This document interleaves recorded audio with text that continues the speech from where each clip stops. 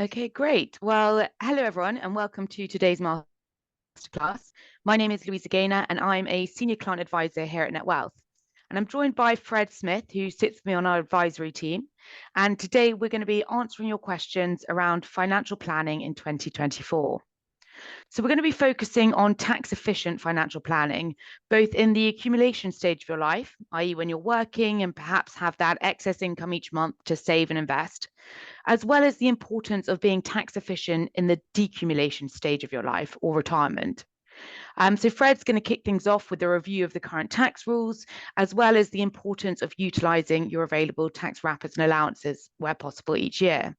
And actually how in retirement, a thoughtful drawdown strategy can have a significant impact on not only the life expectancy of your investment assets, but also your inheritance tax planning. I'll then provide a quick demo of our online tools. These are free to use and really helpful in enabling you to track your wealth and visualize your financial plans through time. And we'll then move on to thinking more about investment planning and the importance of having a robust investment framework in place. And hopefully, this will provide you with a good insight as to how Netwealth approaches these points and can help you achieve your objectives. So we've had quite a few questions submitted ahead of the session. So thank you very much for those that have done so.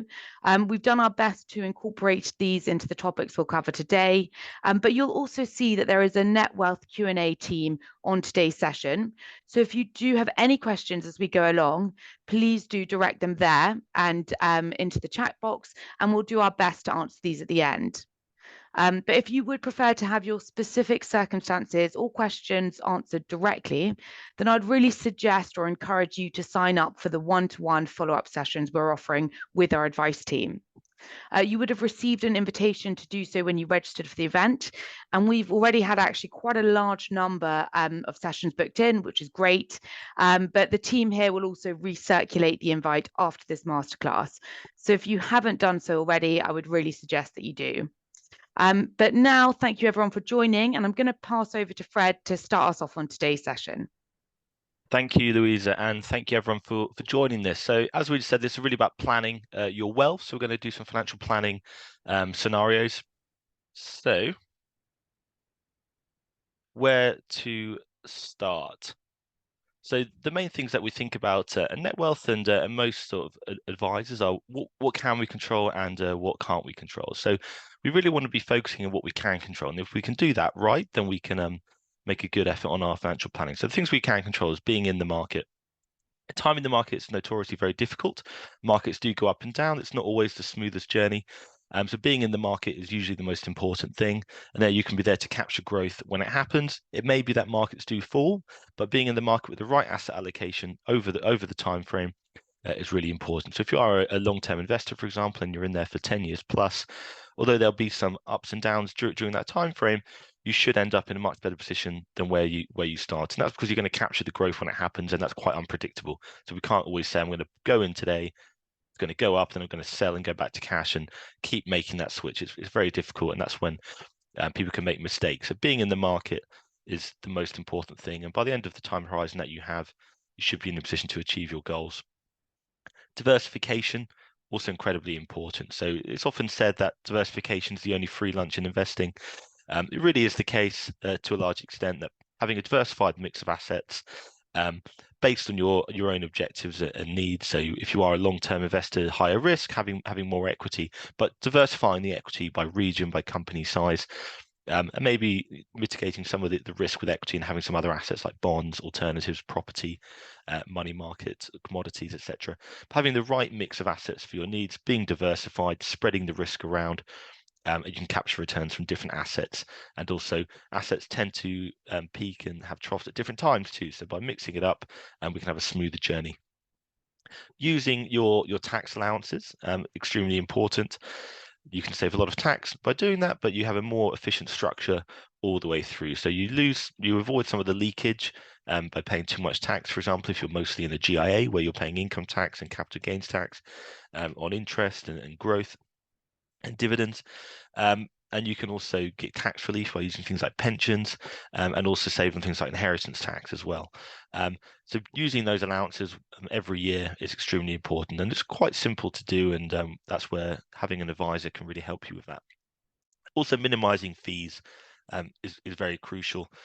We see a lot of people paying quite high fees, around 2%, and it's not always clear what the value add is in doing that. So if you can keep costs low, whether that's by having lower cost funds, for example, why go in a more expensive fund when there's a equally good alternative that's a lower charge, but also look at what you're paying your advisor, what you're paying your platform, what you're paying for the product, how much you're paying for your pension every year. If there's a cheaper pension available, that can do the same thing. But there are things we can't control, and we need to be mindful of that. And that's why, by controlling what we can control, we can help mitigate the risk of that. So in the market performance, we can't always control the timing of market performance. Long term, the average return, if you're in the market for long enough, should be what you want, and that's really what matters. But we can't always control market crashes or environments which are more challenging. So that's when timing, being in the market, is really important. We can't always control inflation. As you will have seen over the past couple of years, we've been in an inflationary environment, which we haven't been in for best part of 15 years or so, perhaps even longer. Inflation does sometimes happen, and that's why being in the right mix of assets to try and mitigate against the impacts of inflation and stay ahead of inflation over the long term is very important. So if you are in cash that will be eroded by inflation, being invested in asset-backed securities and real assets can help beat inflation over time. We can't always as well control how long we live for. So mortality is something that we try to plan for. In an ideal scenario, you'd have a large pot that will keep going all the way through well into your 90s or beyond. But it may be the case that you live longer than you expect. And so planning for that and having the right level of assets, having a strategy where you're spending an appropriate amount every year and you're not depleting your assets too early is very important.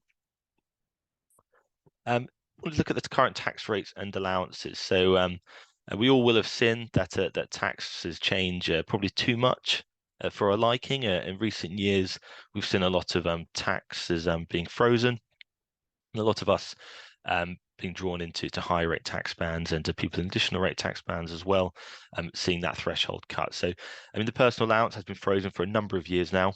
£12,500 that it's at isn't quite as generous as it once was. So just be mindful of that you're likely going to be paying more tax than you were. Equally, basic rate bands have been frozen, so as many people will be drawn into high rate bands and also additional rate bands, as well as the reduction of that band quite significantly. There's also quite a few marginal tax rates to be aware of course, and a child benefit being removed between 50 and 60,000, the personal tax allowance being removed between 100,000 and 125,000, which means you can end up being in a tax band that's actually much higher than the headline rate at the marginal level. There are things we can do to mitigate against that, such as pension contributions, which we'll come into a little bit more later. But being aware that tax rates have been become a bit more less generous in recent years. Equally, that's the case on other types of taxes too. So capital gains taxes, they were at one point quite generous. Now you could generate £12,300 of growth on a non-tax privileged account, such as a general investment account, without paying any capital gains taxes. That threshold was reduced to £6,000 this year and £3,000 next year. So for a typical couple, where just a couple of years ago you could save nearly £25,000 of growth in a GA before paying tax, that's 12 this year, and it's going to be 6 next year. So there's still some growth to be had, but it makes using your other allowances a lot more important. Equally, we've seen dividend allowances cut too. So previously you could have £2,000 of dividends before you paid any dividend tax. That was reduced to £1,000 this year, and it's going down again to £500 next year. IHT as well, it's something that a lot of our clients are thinking about. It's something that we can plan for in advance for a number of strategies, but really it's just being aware that many people are probably going to be in a situation where they're much more likely to be paying inheritance tax than perhaps they once were. The £325,000 per person has actually been frozen since 2009. So where it may have been relatively generous back then, we've seen the increase of house prices in that time. In particular, that's probably the main area where people get caught out. So that's been frozen for a number of years. They did introduce the residence nil rate band, I believe it was 2017. That has increased the level you can pass down, assuming you have a main residence, to a direct descendant. However, that's also been frozen for 6 years now. So We've seen that become less generous. Whether that's something that's looked at in the future is hard to tell, but in current rules, IHT is also something that more people are going to be impacted by. It's something we can plan for. And of course, in Scotland, the rates are slightly higher as well. So something to be aware of. And keeping an eye on those changes is very important every year. On a year-to-year basis, there might not be too much change, but as we can see here, from sort of 2009 when that was introduced, the tax position is quite different. If you were to do a snapshot of 5 years ago to today, you'd probably be quite shocked at how the different tax rates have changed and the impacts it will have on you. So to being aware of that on an annual basis, working with an advisor or an investment manager to utilize those rates is going to be really, really important for long-term planning. And that will ultimately boost the value of your pot and the level of income you can draw. So how to utilize those wrappers? So pension contributions is going to be the starting point for many people. We're all paying into pensions through our workplace, and the majority of us are. You can make contributions on a personal level, which can reduce your adjusted income, so that you can go into a lower tax band, for example. One of the great ones for that is if you are an additional rate taxpayer or a high rate between 100,000 and 125,000 pounds, whether or not you have scope to make a pension contribution to bring your adjusted income to the 100,000 pound level or as close to that as possible. That can be a really tax efficient way of getting higher rate tax relief, but also getting your personal allowance back. Likewise, you can pay tax to bring you into the basic rate. So make a contribution to bring your adjusted income into the basic rate threshold. So if you do have spare income or spare surplus cash, then that might be something to look at. It's something we can help you with as well. You can also look backwards to use unused prior allowances. So some of you may have heard of the carry forward allowance, and that basically means that you can use unused allowances from the previous 3 years in the current tax year, if applicable. Maybe that you've had a windfall or you've got some extra cash and there's an opportunity there to make a one-off pension contribution. ISA allowances, probably the most common, other than pension type of investments for in terms of a tax saving strategy. ISAs are very accessible. Every adult can open one. And also children as well, assuming of course you're tax resident in the UK. £20,000 per adult and 9,000 per child. That's quite generous. That hasn't increased either, but for most people that's enough. 40,000 for a spouse, so you can put up to that every year away and save tax over time. And using your ISA allowances where possible is extremely effective strategy over the long term. And we've got an example of that later in the presentation to illustrate that. Obviously, CGT, although the allowance has been cut and you can move money from your GIA into your ISA and pension, it's still worth using your CGT allowance every year, even if you're not selling for income. Often some people, they'll buy a stock and they'll just let it grow and grow and grow until they sell it, and there can be quite a large gain built up in that time. So where possible, if you can make some trades at the end of a tax year to just rebase your portfolio at a higher level by using your allowance every year, that's a very effective strategy. Something we do at Netwealth for clients, and some of you not with us, maybe doing that where you are currently. But if you're not doing that, then it's certainly worth considering, because you can use that allowance every year and not be surprised by a very large tax bill when you do start to draw down from that account. And of course, with IHT, there's strategies that we can do to mitigate that, whether that's boosting pension contributions, setting up trusts, gifting money, or just spending in a different way. So you spending from your GIAs and ISAs and cash savings first, and saving your pension for later. It's a good way to mitigate that too. There's things like gifting property, etc., etc. We can come on to that in your one-to-ones, or if you have more questions on IHT, please do send them in or speak to us. But the drawdown strategy can be very effective for mitigating how much you actually do pay, how much IHT you do actually pay when it's due. So utilizing the ISA and JISA allowances as a family, as I mentioned a second ago. So here's an example of a client who has about £500,000 to invest on day one. Of course, on day one, you can't put all that into an ISA or a pension. So for most people that with a large one-off payment, you'll put that into a GIA. In this scenario, on the left projection, No ongoing movements between accounts has been made. So they're going to be paying tax on the growth and the income and the dividends that's coming into the portfolio. It's still going to grow over time. So after 10 years, potentially worth 645 in the average scenario here, potentially more with strong growth. And that might be a great result. £145,000 of growth in 10 years. Most people would be very pleased. However, if you were to use some of your simple tax allowances with your ISAs, you could be in a much better long-term position. So as you see here, and we'll show you the next slide what's really going on under the bonnet. But just by using the tax allowances, removing some of the leakage and tax paid every year, and being more efficient, you can end up with a much larger pot at the end of 10 years, so an extra £85,000.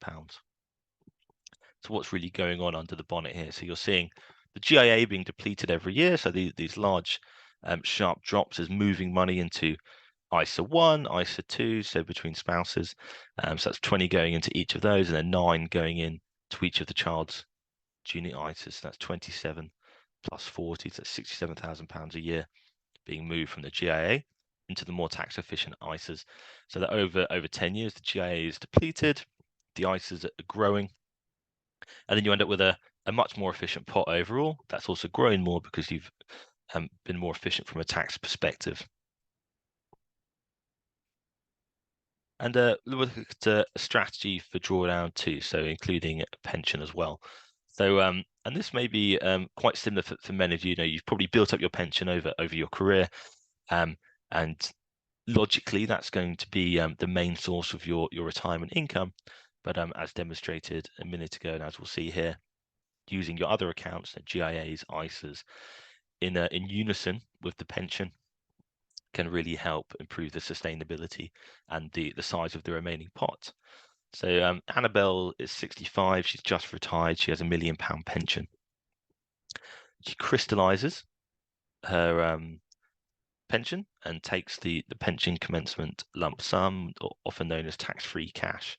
So we have 25% tax-free in a pension, up to a maximum of 268,275. So that's if your pension's worth 1,073,100, unless you have protection. Some of you will have fixed protection or individual protection, giving you a larger tax-free cash entitlement. But most people will have the standard amount. So in this case, £250,000 of her pension.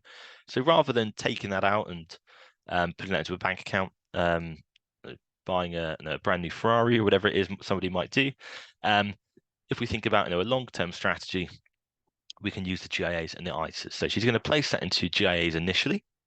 She's also going to put money into her ISA, so move £20,000 per year into the ISA. She's investing in a risk level 5 portfolio, which is just above the moderate level. So we have 7 portfolios, so risk level 5 is just above the middle. It's about 60-40, so classic 60-40 portfolio, mostly equities, but also bonds, cash, some alternatives as well.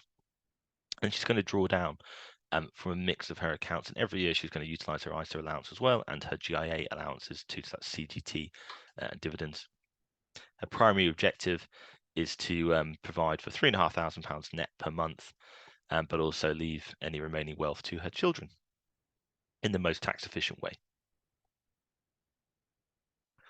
As you can see here, if she were to do a more simple strategy, maybe the typical one people might think of, just take it all from the pension, she's going to be paying quite a lot of tax. She's going to be paying some higher rate tax, and particularly later on as inflation of her income need potentially moves her into high rate tax bands. More of her income is going to be taxed at a higher rate rather than basic rate. We want to avoid that where possible. We also want to make sure that the GIA money is going into the ISA every year. So in this scenario, just taking from the pension first and kind of leaving the GIA and the ISA as it is, it's an effective strategy. It does provide her with the income she needs. She will have quite a large pot remaining still in the average scenario. However, it's not optimal. And if we can optimize that, we can add a lot of value to Annabelle and her family planning. So see, if we blend the account, so where we draw from in a blended way, being a bit more smart, and how we take money from the GA and the ISA at the same time as the pension, we can have a much larger pot remaining. So what's happening here? So the income is going to be met from a combination of her pension, GIA, and ISA. And what we're going to do here is we're just going to utilize her basic rate tax band. So everything coming from the pension is going to be taxed at a maximum of 20%.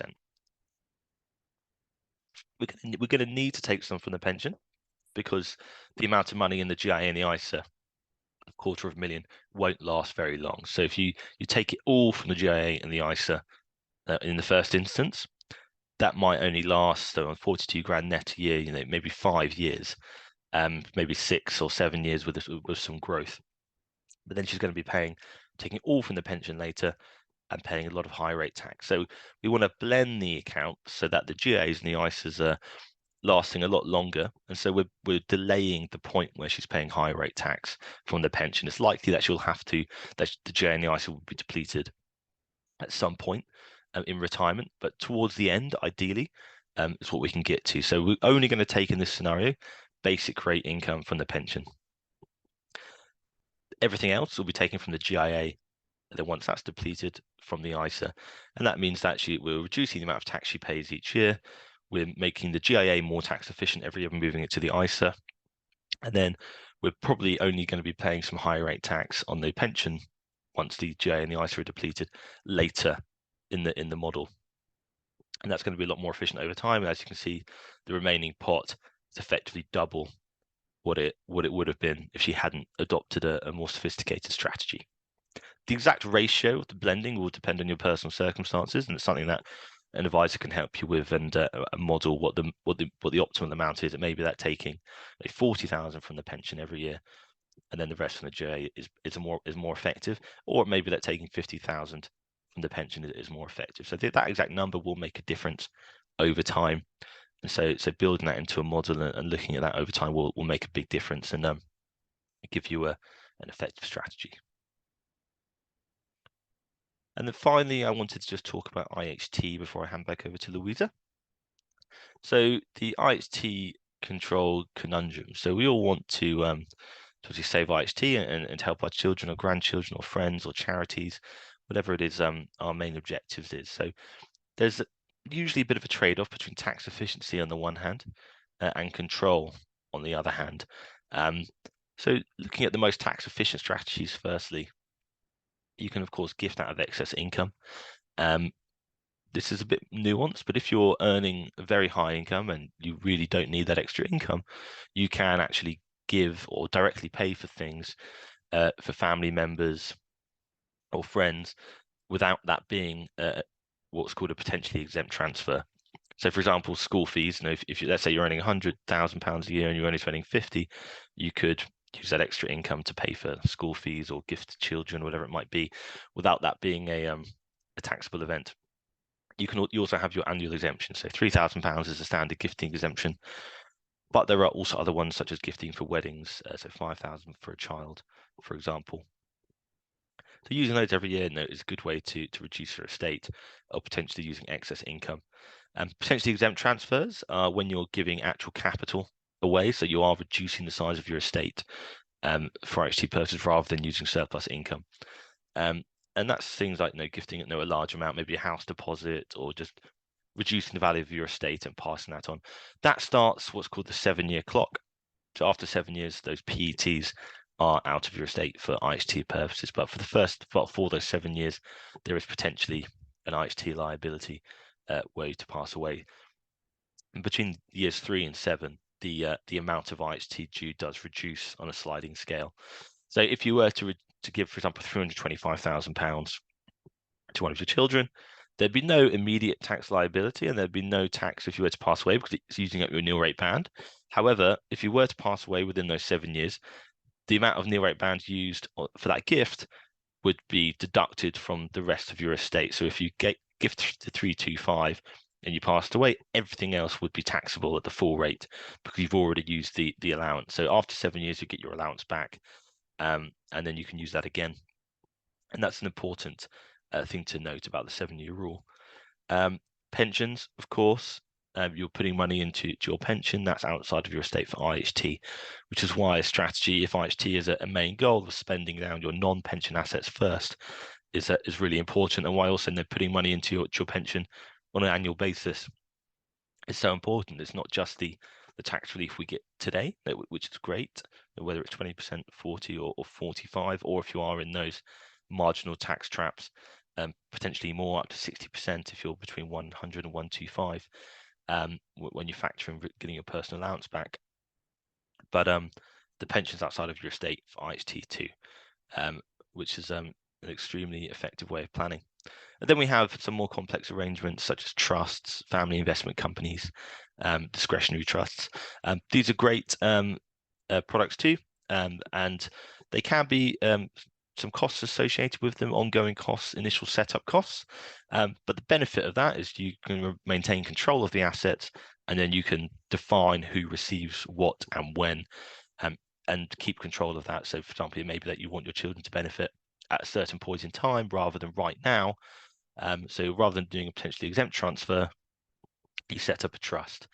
And that can also then pass through generations. So yeah, these are the good alternatives, particularly if you wanted to maintain control of the assets, define the investment strategy, control who benefits, and add or remove people, etc.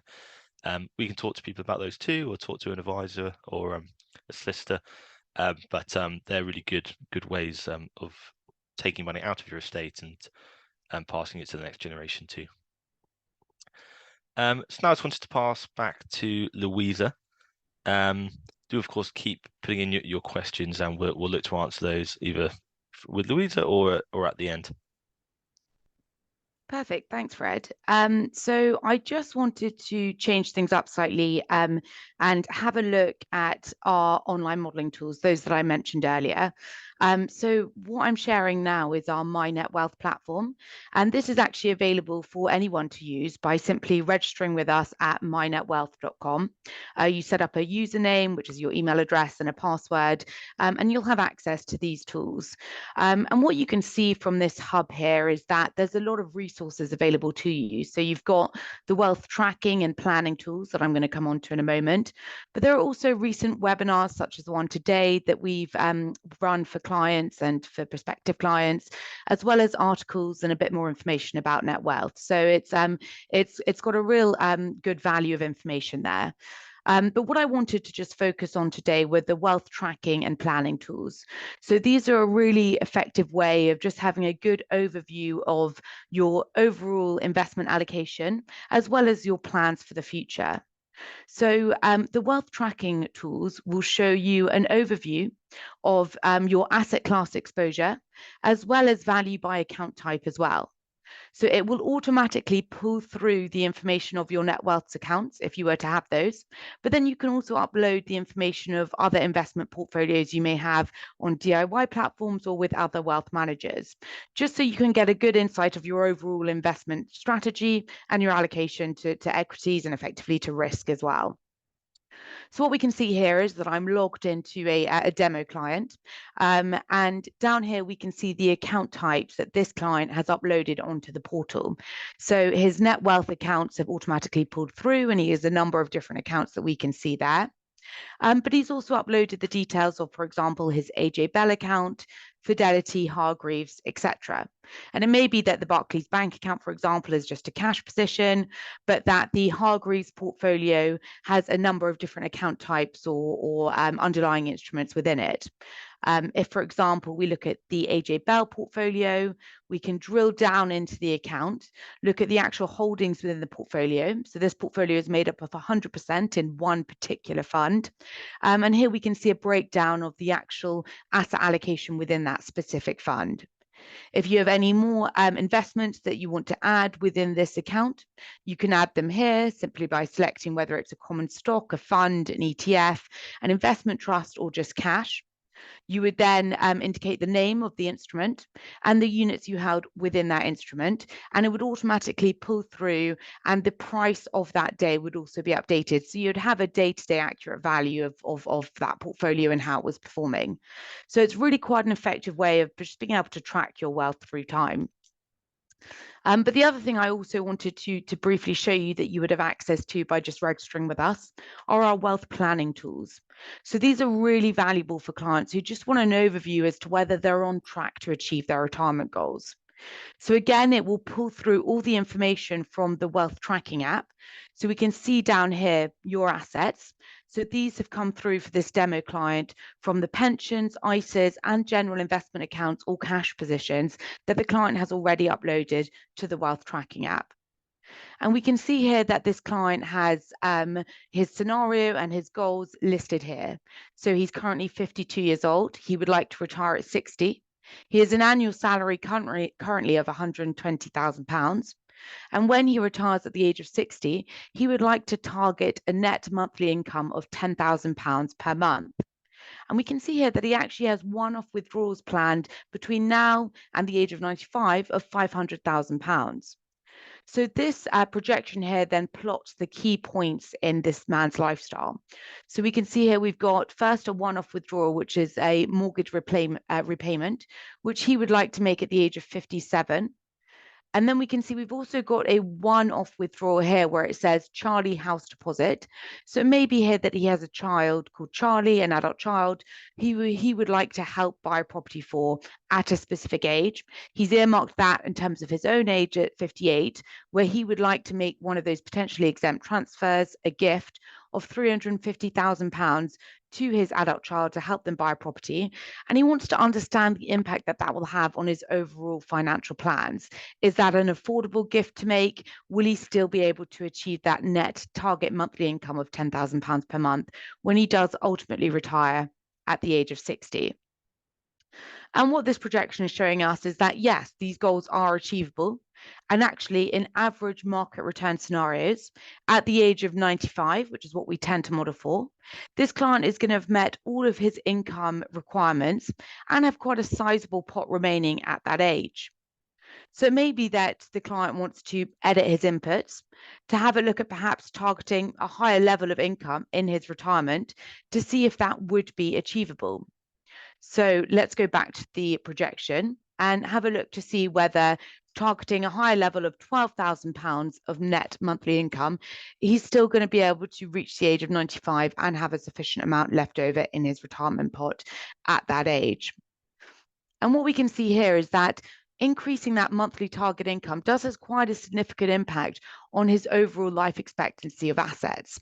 So now he is still achieving that goal, but with a significantly lower amount remaining at the end of that investment period. So it just shows you the impact of changing the variables can have on your retirement plans. We could do other things like look at increasing monthly contributions whilst he's still working, or moving out that age that he would like to retire. But the point here is that you can change all these variables within your own retirement plan. And it's certainly something that our advisors can also dip into looking at with you. So I would definitely suggest registering with us, having a play around on these tools, and then contacting an advisor at any point by just selecting this button here. And you can book in a call with us and we can then have a look at those parameters with you and talk through any of the points that you may need help on and your retirement plans more broadly. But for now, I'm just going to switch back actually to the slideshow, as I want to just circle back to thinking about, in the latter part of this session, the importance of investment planning and building out a robust investment framework, because we've had quite a lot of questions in about this. And so the first thing I want to look at here is thinking about why should we even think about investing, particularly in this high interest rate environment and with the current market anxiety that we're all feeling. And so when we think about investing, obviously there are many things we can invest in, but the alternative to investing is really just holding your money in cash in the bank. And I think that this chart helps to illustrate the impact of the two options on your finances over time. So within this chart, we're looking at the 16-year period to the end of 2023. And the reason why I've chosen to focus on this period is that I want to take it back to the beginning of 2007, so before the financial crisis. So here we're looking at a portfolio of £100,000. And what happens to that portfolio if it's left in cash, which we can see in the dark blue line, or if it's invested in line with our Netwealth risk level 4 portfolio, which is in the lighter blue line. And both of these lines show the real return, so after the effects of inflation. So if we look at the dark blue line first, which is the cash portfolio, you can see that at the beginning of the chart, when interest rates were slightly higher prior to 2008, you are getting a small positive return on your portfolio. However, after 16 years, that £100,000 has decreased in real terms to just under £66,000. And we can see that that decline is even more significant since the pandemic in 2020, when we saw inflation start to rise quite dramatically. So it really does emphasize the fact that while cash is certainly safe and secure, and it will always play an important part in our asset allocation, we should really think quite carefully about the level of our cash requirement at different points in our lifetime. And if we go to now looking at the lighter blue line, which is our balanced risk level 4 portfolio. So our risk level 4 portfolio is broadly a 50% equity, 50% fixed income split. You can see that by having this portfolio invested, you are taking on some risk, absolutely. And during the time of the financial crisis in 2008, you would have experienced the portfolio fall quite significantly in value as the markets came under stress. But as you remained invested for the longer term, you're allowing the portfolio the ability to recover when markets recover. And in this case, by the end of 2023, despite the market volatility we saw and despite inflation, the portfolio has grown in real terms to just over £111,000. So, of course, there is risk when we invest. There's no denying that. But what we're trying to show you here is that there is also risk to sitting in cash. And if we put a robust investment framework in place, we should be able to combat the extent of this investment risk and benefit from markets trending up over time. So I just wanted to start now by looking at this slide here, which brings to light the point that Fred mentioned earlier around diversification being one of the key controllable elements of investing. So this slide should really help us to think about diversification in a bit more detail, as it really should be the first level of protection to any investment portfolio. So ensuring that there are a number of different assets which have different drivers of return to help smooth out the investment journey. And the graphic that we're looking at here, we like to call the market quilt, really just because of the wide array of colors that you're seeing. And so hopefully the first thing that you can detract from this is that there's very little order or pattern to discern from these colorful blocks. What you can see is that every year from 2007 to the end of 2022, what we've done is we have ranked the different asset class returns in order of their performance. So the higher the asset class appears on the chart in any particular column, the better it performed in that particular year. So what it shows is that it's very difficult to know what any different asset class is going to do in any given year. But what we can see is that there are certain relationships that hold true between the different asset classes.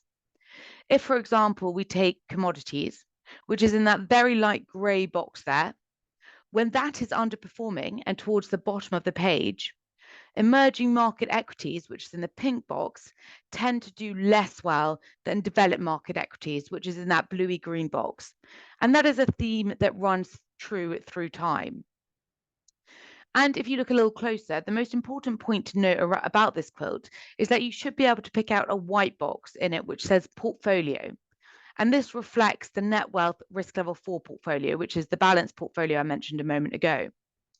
And we've included this performance rating on a simulated basis over these years to hopefully illustrate that what you can see is that the box never sits at the top of the chart, but it also never sits at the bottom of the chart. So really importantly, it provides this level of certainty that you're not going to see these extreme movements in your portfolio returns because you've got a lot of different drivers that are impacting it. And that really is the whole point about diversification. So how do the team here actually manage our portfolios to ensure that they remain globally diversified whilst factoring in that sub-asset class exposure to hold within the portfolios at different points during a market cycle? And I think this graphic here demonstrates it quite nicely. So really, there are three components to the net wealth investment approach.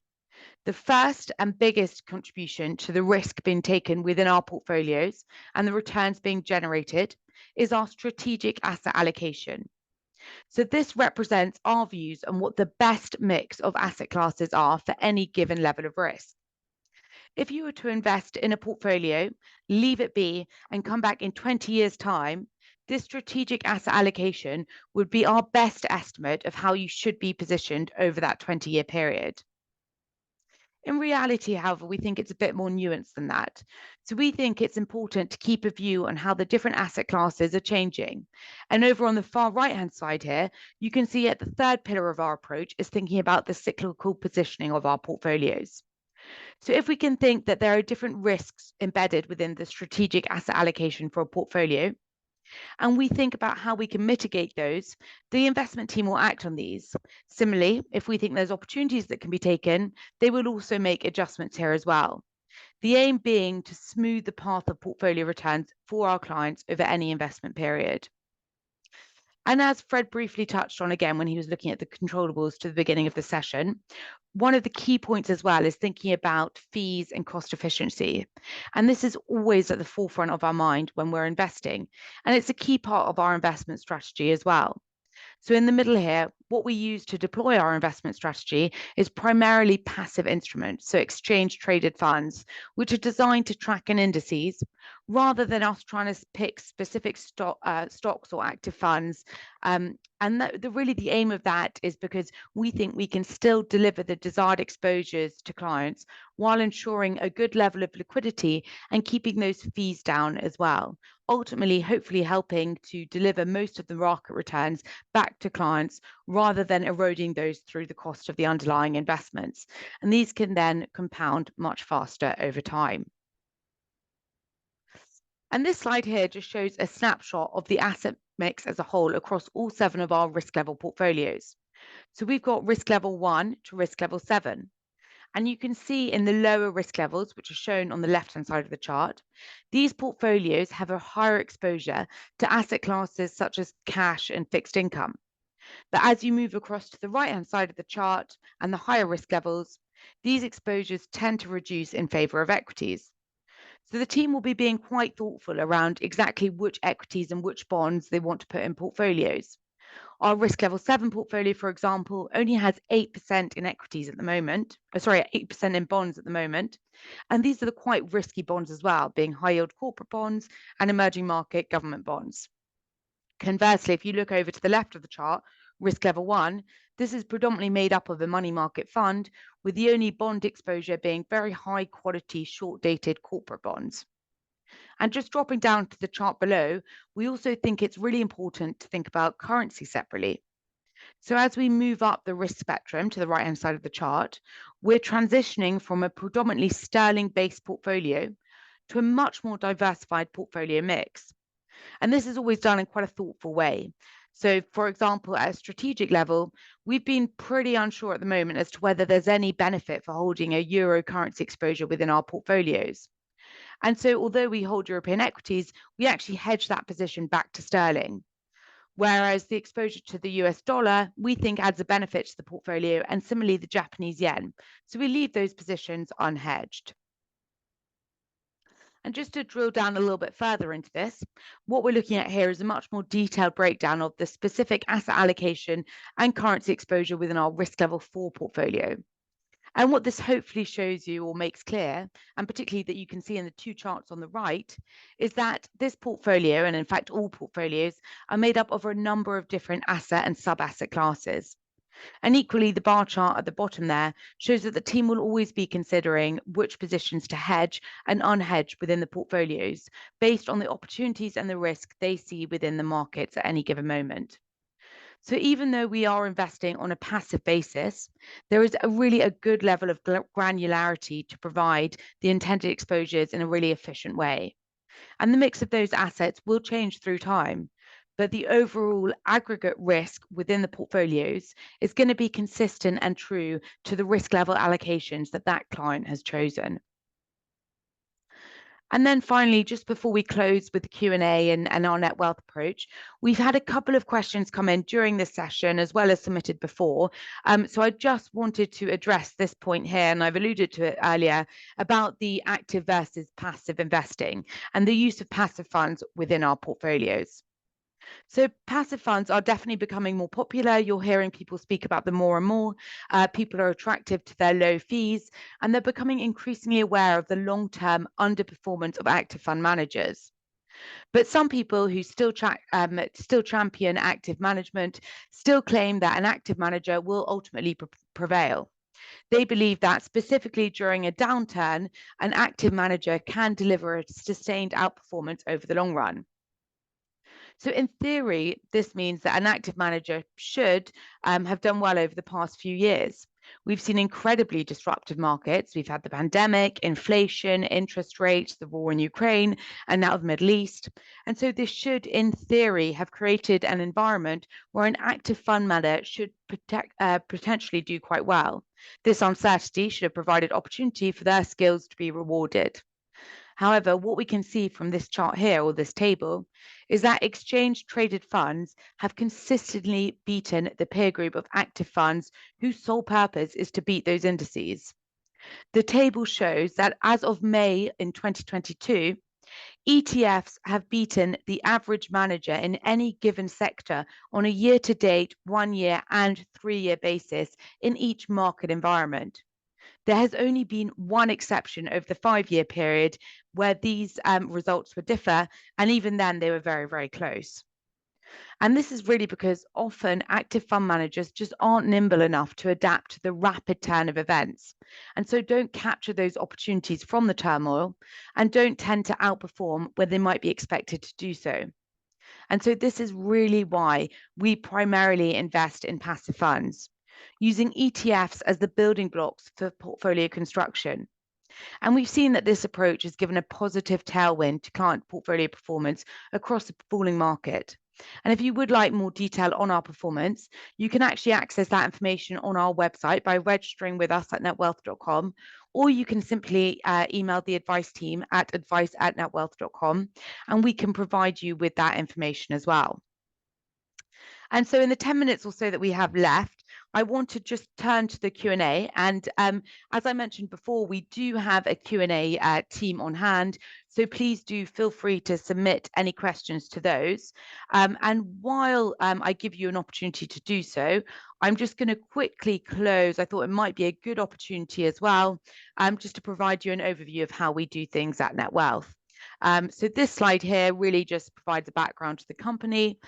Just as a reminder, we were founded in 2016, really with the aim of bringing modern technology alongside the best bits of traditional wealth management to deliver a service that is both fit for today and available to many more people. So we absolutely understand there can be no replacement for people and their expertise, and this still remains very much at the heart of what we do. We have a team of expert investment managers and experienced financial advisors who manage our investment offering and are on hand to speak with clients whenever they would like. But where we would differentiate ourselves is with our powerful technology, which is designed not at all to replace the people, but to enhance the client service by delivering transparency and accessibility for clients in terms of understanding their investments and being able to monitor these through time.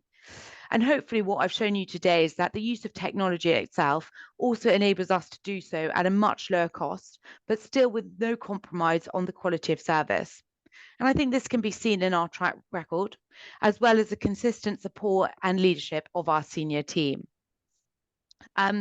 So now I can see that Fred has joined me again, which is great.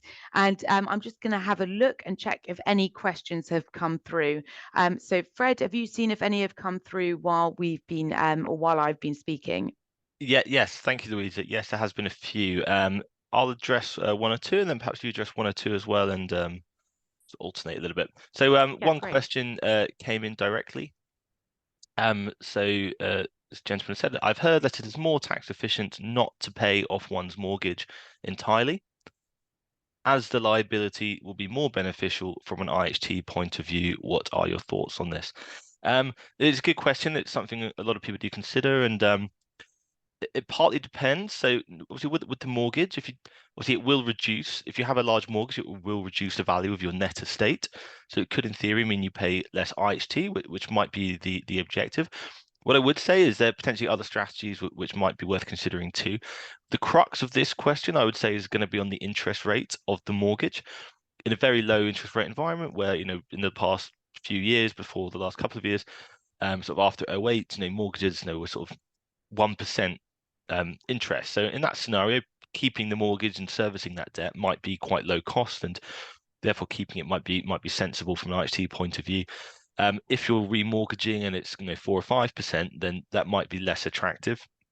So it will depend on the size of the debt. Can you service the debt cost? Because that will increase your spending every year. And if you didn't have that spending because you paid off the mortgage, you might be able to, the opportunity cost of that spending might actually be better elsewhere. So, the £2,000 a month you're paying on the mortgage, for example, that could go into a fund for the children, or just gifted straight to them, or into your pension. So there's opportunity costs. One alternative strategy might be to gift the property to the intended beneficiary. So if it's a child, and then that's called a gift with reservation of benefit. So you don't have to move out the house. If you still wanted to live there, you could just pay a market rent to the children. So rather than paying that to the mortgage provider, you could be paying that to your children as well.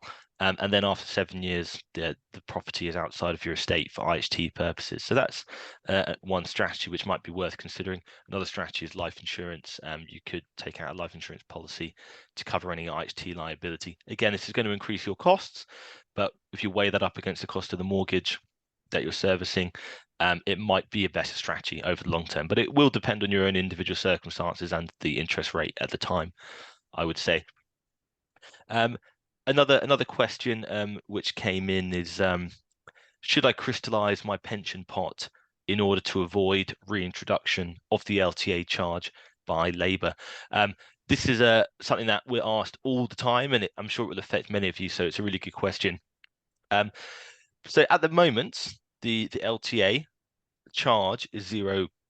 So if you do crystallize between now and April, you will still have a benefit crystallization event, but the tax rate will be 0.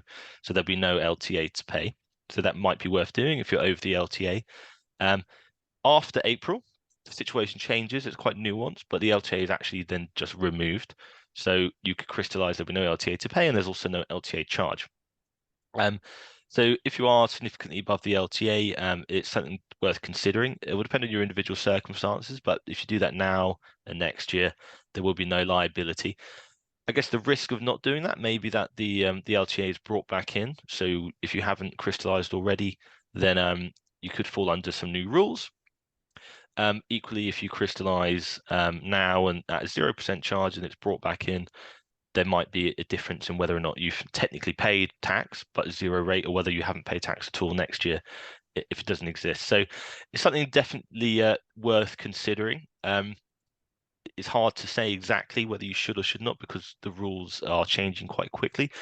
Certainly worth speaking to an advisor about that if it is a concern, and we can help you talk through the implications of doing that in more detail and look at your unique position as well. So it might be the case that crystallizing, bringing assets into your estate for tax-free cash, that might even be a worse position than paying any potential LTA charge. So there's nuances around it, but certainly what we're saying is consider it and speak to someone about it to go through the implications for your individual circumstances.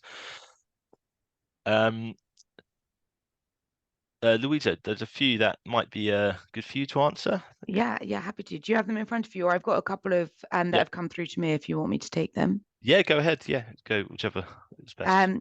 Yeah, so I'm just looking at some of the questions we've had in here, and I can see we've got one that speaks about or asks about our risk level 7 portfolios, or all 7 risk levels, and whether the funds receive dividends within them.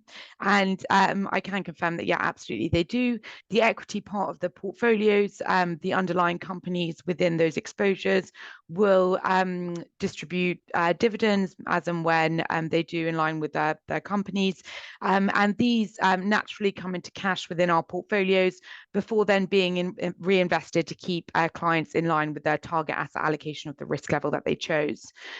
If clients choose to make regular withdrawals from their portfolios, perhaps in retirement, then those withdrawals will come from first from the cash position, so those dividends as they come in, before we sell down any investment assets, depending on the size of those withdrawals.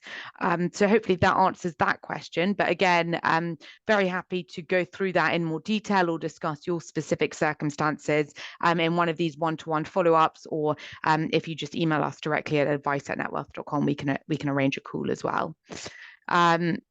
And I can just see here, we've got another one in saying, how active is your strategy regards changing ETF allocation in response to things like COVID?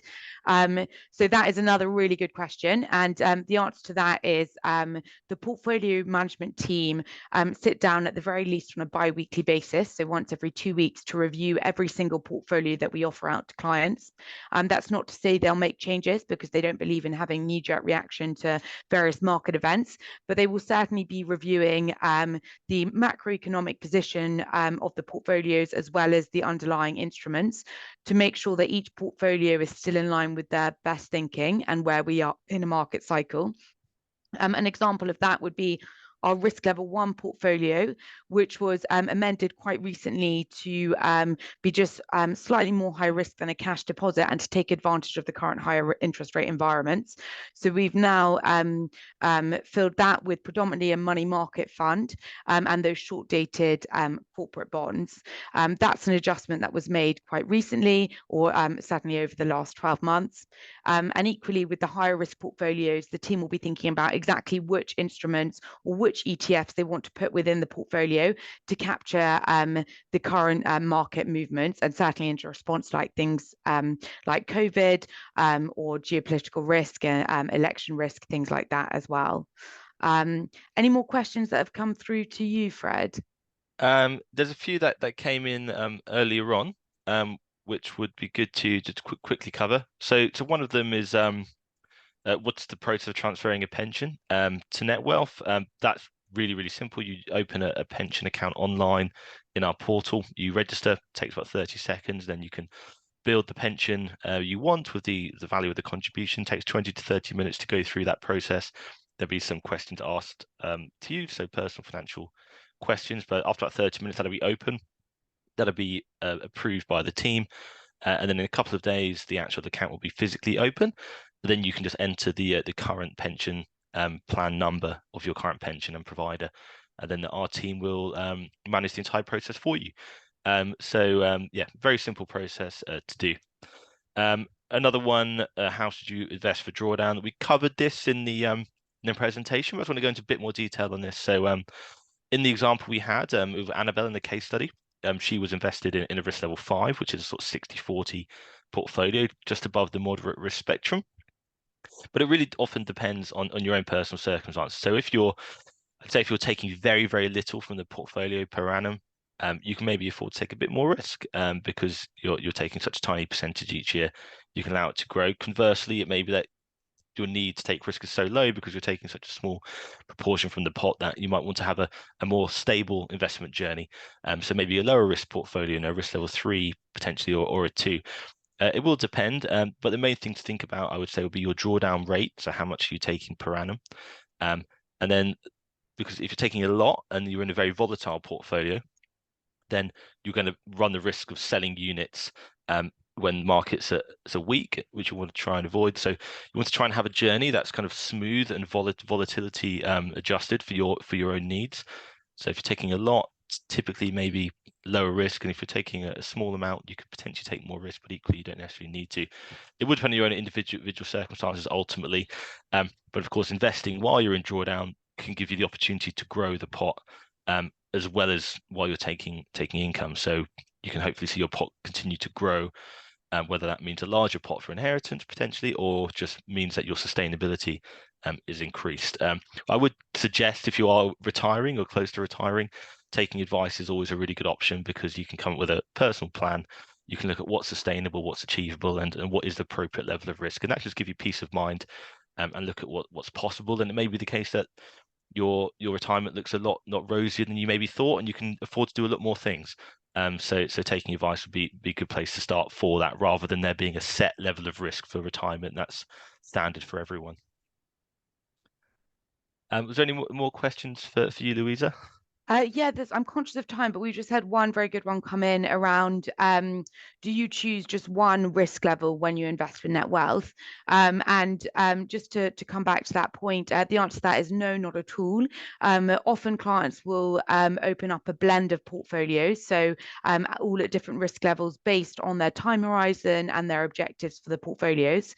It may be that a client who's in retirement wants to have, as you've mentioned there, their pension at a lower risk level as they're drawing from it, but they've earmarked an element of the funds that are going to be used solely for estate planning, and so they're willing to take on a bit more risk with that element of the portfolio, and so they go in a higher risk level, and because they don't intend to draw on them. So although these are 7 centralized risk level portfolios, the theory being there should be something in there to meet all client objectives. And so often a thoughtful combination of these can make the most sense.